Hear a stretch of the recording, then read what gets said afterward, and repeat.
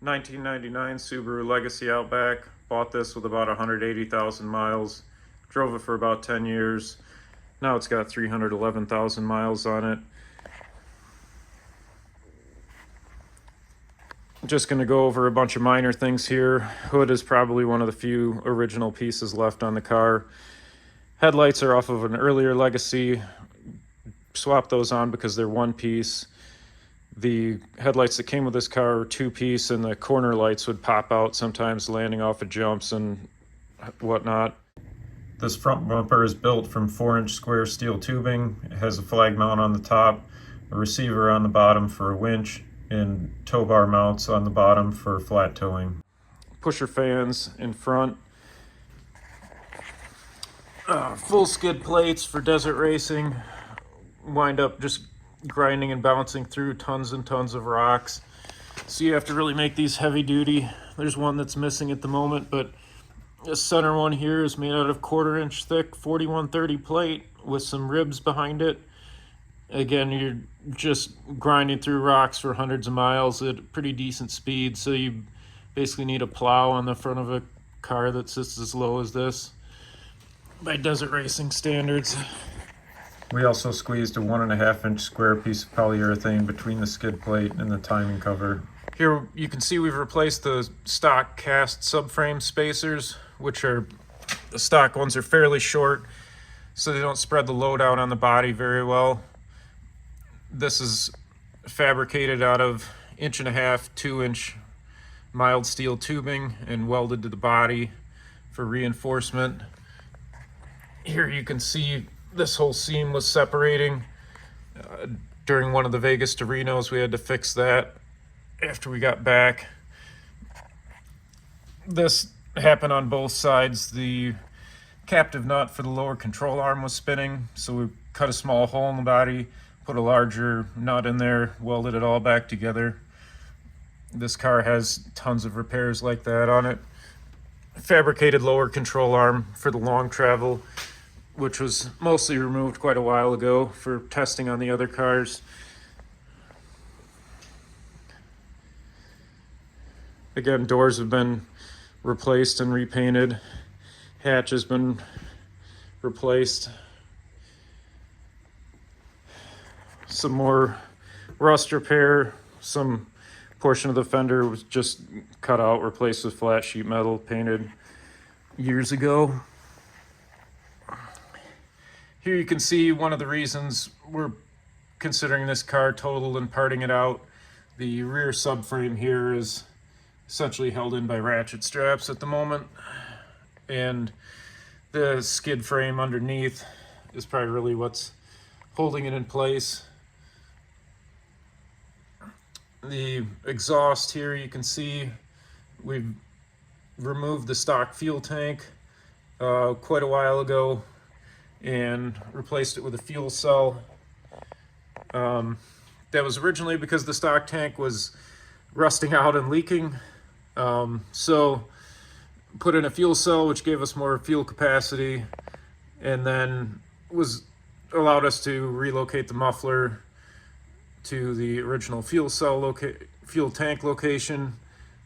Also put a smaller surge tank, 1-gallon surge tank, essentially on the other side there. These links, lateral links, are fabricated heavier wall tubing than stock, again, so they don't get dented and bent during desert racing. Rear bumper, 4-inch square mild steel tubing, again for being able to back into trees in the woods, extract the car, extract other cars by wrapping snatch straps around the bumpers. This small block off plate in the rear hatch, at one time we had a Dodge van full-size heater core located there with an electric fan. That actually reduced running temperatures about 20 degrees Fahrenheit, which was fairly impressive, but with the current radiator cooling setup, not really necessary. And we did have some issues with the coolant hoses running the length of the car. Had had some leaks from time to time, so we took that system back out.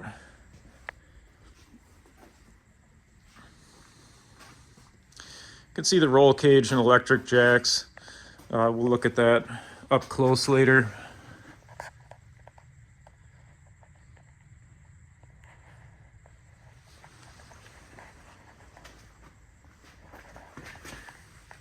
You can see this car's been run fairly hard off-road. Rockers are pretty beat, just abused and rusted. These side mirrors are also off of an older Legacy. The stock ones are not folding. These are folding. Key for tight woods trails. One of the first major modifications we made to this car was building a long travel suspension. This consists of custom machined and fabricated parts along with some off-the-shelf Fox parts. These inverted struts are sprung and valved so we can drive over whoops and rough trails faster than stock. They have 10 inches of travel in the front and 12 inches in the rear. We also use the 2005 Legacy Outback front knuckles on the left side of the picture so we can easily replace the front wheel bearings. Here we've got the EZ30. Swapped this into the car quite a while ago. Did a harness merge. You can see we've got the stock fuse box still in place. Some of those fuses still do things. Also have the fuse box from the EZ30 donor car. Some of those fuses still do things. This battery is just an old one to get the car driving, get it into the garage, but normally run an AGM and normally run a top and side post. We had some issues in at least once in the Vegas to Reno, the top post clamps coming loose. So we changed the wiring, not in place right now, but to have short cables, heavy gauge cables connecting the top post to the side posts, just to make sure that the battery stayed connected for the whole race. This is a Mishimoto radiator, which has been replaced a couple times due to minor leaks.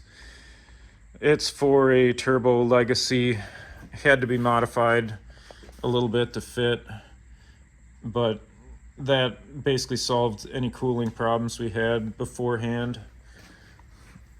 Again, pusher fans, because there's really no way to fit puller fans with the H6 in this car. Airbox here is out of a Chevy Express van, centrifugal style. It's got a cylindrical filter in it that has about double the area of the stock filter. So those go quite a while before they really get dirty. And the filter elements of those are cheap and readily available. This aluminum tank you see on the left is for coolant. The top of it is connected to the top of the radiator, so any air bubbles in the radiator get pushed into that tank. Out the bottom of that tank, there's another small hose that goes to the bottom of the radiator that just carries coolant into the radiator. The top of that aluminum tank is a pressurized bleed that goes to the actual overflow tank, which is the white translucent tank you see at the top. That's essentially empty all the time. Even with a slight head gasket leak, this creates a self-bleeding system. It keeps air from building up in the radiator, so the radiator is just carrying coolant all the time. This catch on the corner of the door, required by Best in the Desert, in case the door latch fails. There's something else to hold the door closed. This is where the door bar would bolt in. Right now that's covered up just for driving on the street. Here you can see basically what the couplers look like for when those door bars get bolted in. Still fairly easy to get in and out of the car with the steering wheel in, with the door bars in. Got the race seats, again required by Best in the Desert. Full cage, 1.75 inch, 120 wall, 4130 tubing. Again, required for Best in the Desert for a car of this weight. The big shiny lever is a steering brake. If you push it forward, that operates the left rear brake. Pull it back, that operates the right rear brake caliper. It's hydraulic, just in line with the rear brake line. My favorite kind of steering brake. stock shifter for the STI 6-speed that we swapped into this car. Stole the knob off it a while back for another car. So we had switches here for the air conditioning compressor, cooling fans, the lights, aftermarket lights. When we did the swap, the 6-cylinder AC controls in the later Legacy Outback are quite a bit more complicated than this car, so we were never able to get that wiring to work quite properly, so we just put in a toggle switch for the AC compressor. The ECU got water in it enough times that it stopped operating the fans properly, so again, we just put in a toggle switch to operate those manually.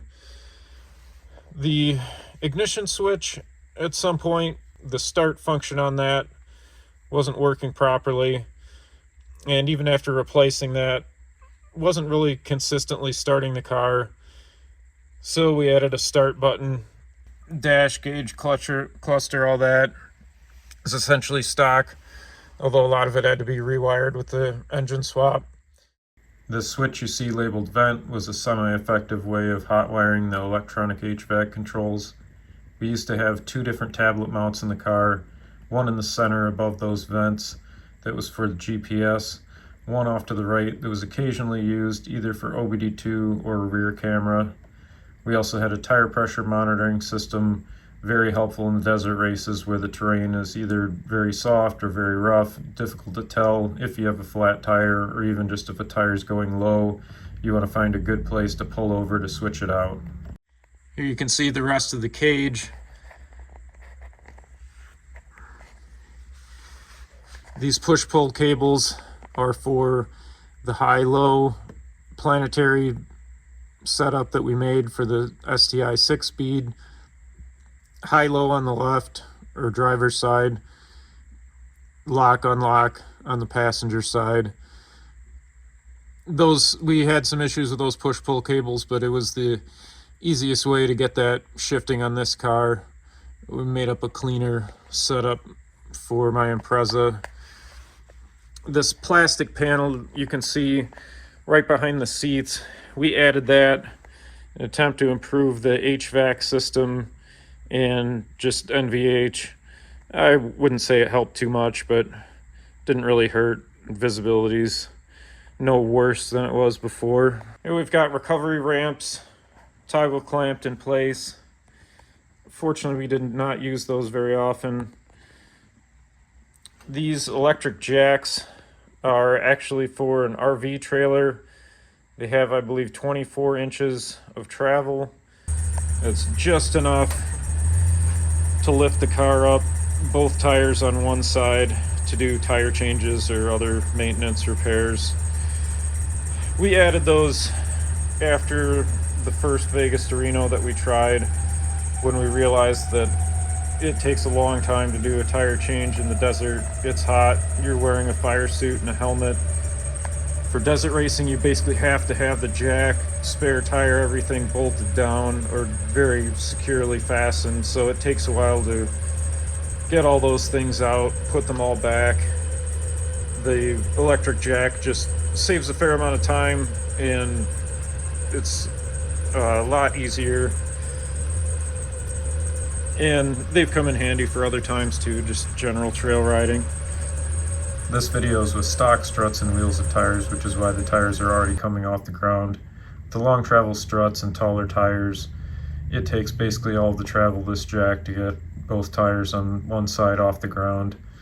Also, we would normally have 100 to 200 pounds of cargo in the back, which would balance this out a little bit better. You can see the cage ties in to the top of the trailing arm mounts in the floor, the strut tower mounts, goes back to the bumper mounts, the top of the bumper mounts essentially. This piece of foam is here because the muffler is directly under this. We've had several things sitting on this part of the floor once we had removed the rear seats that had melted significantly, including a seatbelt latch. This is where we would have had the spare tire mounted vertically in the back of the car, toggle clamp to the roll cage to this bracket. That is braced by an RV jack, which we beefed up, which is decent for lifting the car, just a lot slower than the electric jacks, because again, you have to unbolt it. It's not the kind of thing that can just float around in the back of the car during a desert race. Wrapped up in this foam here is a valve, and a rollover valve essentially, required by Best in the Desert, so you don't spill a bunch of fuel when you roll the car over. You can see the bracing for the roll cage comes down to the top of the bumper mount, just trying to tie as many things together as possible. When we originally built the cage, we added brackets on either side to hold spare struts just behind and above the rear strut towers. I have a couple storage totes in the back. Those would be full of parts, tools, fluids. This wiring in the back of the car was to go to lights on the hatch. Required to have a light all the time, running light essentially for Best in the Desert and other desert racing. Fuel pumps, we moved those to the top of the fuel tank during the first Vegas to Reno because we were getting vapor lock because they were mounted under the car, and the sand is so hot that you could only run the car for 5 or 10 minutes after a while and you'd start to get vapor lock. Foam was just to sort of spread the load of all the cargo on top of the fuel cell so you don't terribly kink hoses and whatnot. So here you see the filler tube going over to the stock filler for the car. Underneath the back of the car here, you can see all the bracing that we've added to connect the rear bumper all the way forward to the rear subframe, protect the fuel cell, and let the car slide over rocks a little bit better, or back into rocks. The rear portion of the rear wheel well, again, cut to fit the fuel cell. That was all caulked at one point, isn't remotely sealed anymore. Skid plates under the front of the car. There's also one on the driver's side here, just like the passenger side. Just have to protect everything from the rocks in the desert racing. The skid under the transmission. You can see the heat shielding on the stock 6-cylinder exhaust system has been beaten quite hard. This is actually at least the second exhaust system that's been on the car. Stock 6-cylinder. There was one that the cats, there's two cats towards the front here. At least one of those had started breaking up and basically clogged the rear cat with pieces of converter, and the car would only run for a short amount of time before it would just stop running. This is the underside of the driver's side of the car. This whole patch here had rusted out and fallen out on one of our last trail rides, and we improvised with some roofing material on the trail. Later on, cleaned it up, welded in an actual piece of sheet metal, painted it. This pad here is the bottom of the jack. This is where the jack shaft bolts in. We made those for both sides so they fit flush with the floor when they're all the way up, so they don't catch on any rocks. This is a skid that protects the front of the subframe from catching on rocks, logs, whatever other obstacles. Center portion here, the exhaust, 2.5-inch 095 4130, and you can see even that is dented a little bit.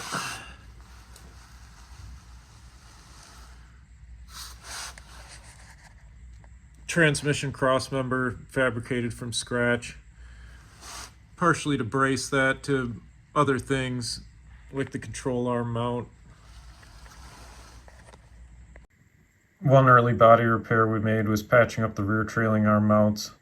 On both sides we wound up adding plates top and bottom and sleeves in between so we could bolt all the way through the stamped frame rail into the floor. Another body reinforcement we made was adding 2-inch square mild steel tubing under the front fenders, connecting the door hinge area below the A-pillars to the front strut mounts.